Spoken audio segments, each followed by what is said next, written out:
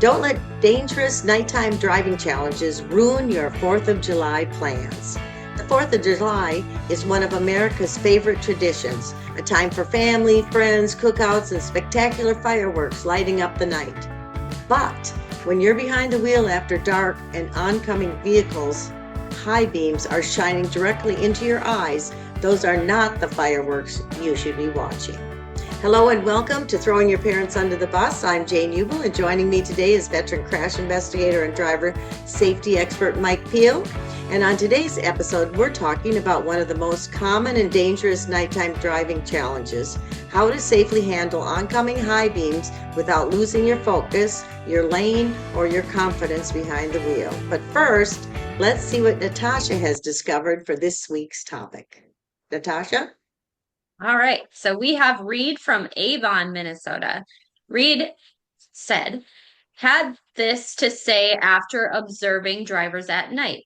I drove around with my parents at night and I learned that drivers must turn off their high beams when they see another car coming down the road, or they will have a better chance of a head-on collision. You also can't tell if the car coming at you is in their lane, so you should pay attention to where the car is.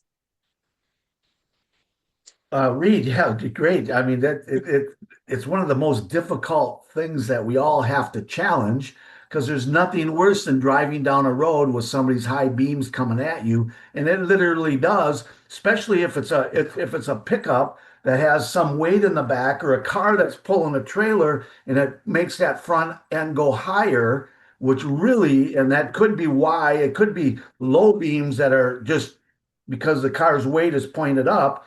It could be the low beams that are actually blinding you. But some things you could do.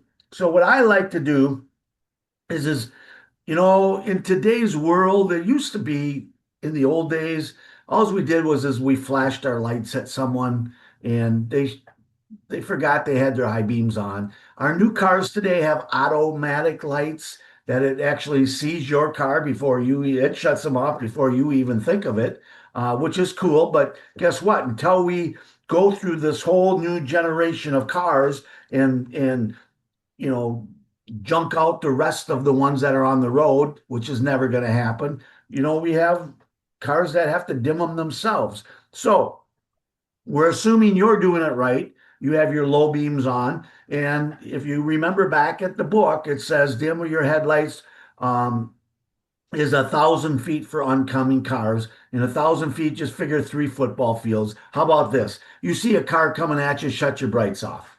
Pretty simple, right? That's really keep simple. it simple thing. Yes, keep it simple. But what do you do when that car coming at you does not turn theirs off?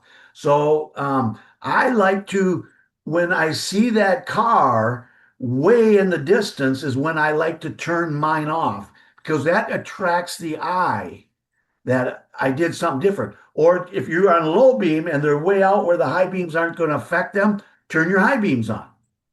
Okay. And then wait a couple seconds and then turn them off way before that car, before you have to. And it's just creating that car to see. He also remembers, maybe I have to turn mine. Yeah.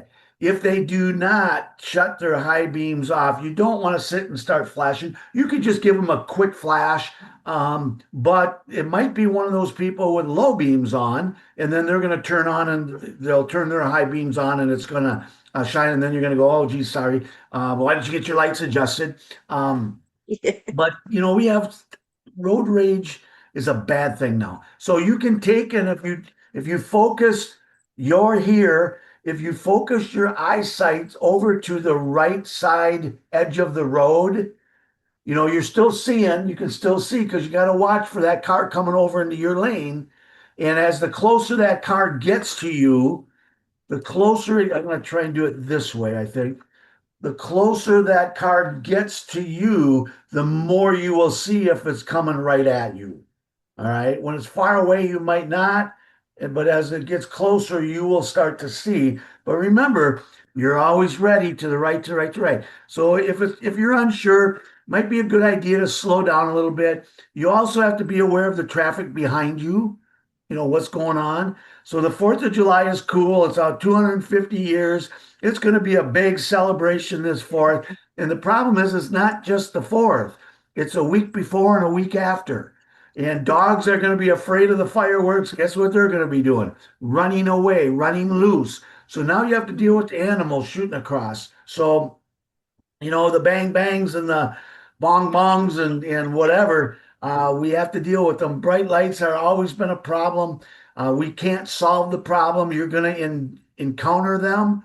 But we just have to be safe. Like I say, looking to the right a tiny bit will help. And don't be afraid to do just like the sun. You can cuff your eyes and take that brightness out of your eyes too by just cuffing your eyes a little bit. And you could still drive down the road. And you still have the visor that you can use if you put your head up a little bit, look down more. It'll take that glare away. But yeah, main thing is be safe and you won't encounter a lot of them. Otherwise, we'd all quit driving. But you will. So I hope that answers the question because it's a tough one. Yeah. Well, it's better to be safe than sorry, I should say. And so, but I do like the idea of if they're coming and you do turn off yours or turn them on and then off, because it is kind of a thing like, Oh, yeah, because it oh, makes people automatically when somebody flashes their headlights, you automatically look at your dashboard. they might Automatically. even move out Yep, of in the correct part of the yep, lane if you do yep, that too. Like, oh, yep, there's someone coming. So yep, for good, sure. yeah, very good stuff. Thanks again, Mike. Appreciate it. All your good wisdom. And of course, that's it for today's episode. And if you learned something, don't keep it to yourself. Share this episode with your friends, your family, and especially parents of teens who are going out for the fireworks. Give them these tips because it will help them a lot. They'll come home safe.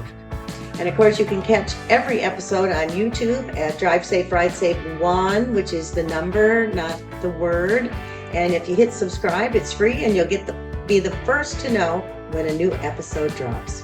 Got a question or a story, you can, of course, email us at drivesaferidesafe@gmail.com, and we do actually read them, and your message might help spark another episode. I'm Jane Hubel, and this has been Throwing Your Parents Under the Bus. And remember to always Drive safe. Ride safe. .com. All right, I got through it. Everyone. Sorry about that.